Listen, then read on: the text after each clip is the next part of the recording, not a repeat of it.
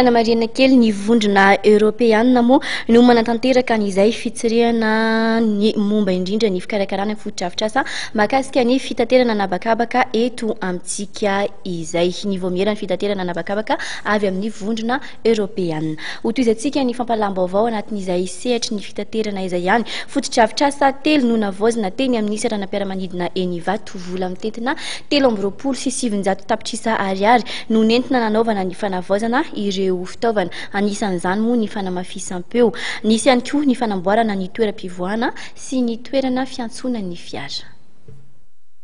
Fotodrafitrasa miisa telo no navaozina teny amin'ny seranam-piaramanidina Ivato. Vola mitentina 727 tapitrisa Ariary no nentina nanaovana ny fanavaozana ireo fitaovana. Anisan'izany indrindra ny fanamafisam-peo. Nisy ny olana teo amin'ny fandrenesana noho ny toerana somary lehibe ary manako ny feo re. Amin'izao fotoan'izao moa dia efa vaovao tanteraka ny fanamafisam-peo eny an-toerana ary raitra dia raitra ihany koa izany.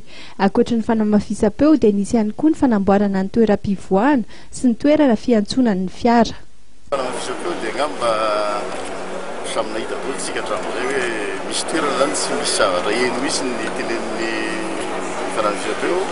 Misy mandeha mafy loatra, misy mitatata tsy fantatra tsony ka io moa zany ity architecture ity zany tena problème io. Io ity architecture ity zany tena architecture original be izy io kanefa izay zavatra zay zany miteraka fahasarotsana misy zany le fielezan'le feo. Dia izay zany natonganay hoe aleo tadiavina misy ny fomba anatam-piarahana ny hoe miaraka fanasarana io lafolafo ihany izy teo le isa nitonona tamin'ireo teo rehefa moa tsy maintsy natao izay zavatra zay rehefa voaloha dia mba misy fahafaham-po ihany manjifa.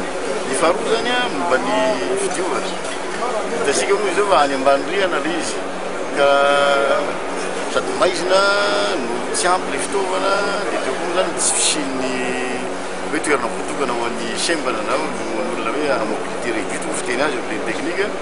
Zay raha hoe andeha hiakamidina eo hoe olona kilemaina manahirana ihany ary nefa izay zavatra zay takin'ny organisation de la justice civile internationale zay.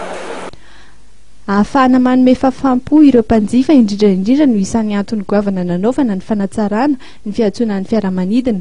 Mbola itoy ihany koa anefa izany fanatsarana izany ka hisy ohatra ny fanatsarana ny fotodrafitrasa ho an'ny zotra nasionaly raha toa ka ny zotra iraisam-pirenena no nanomboana azy.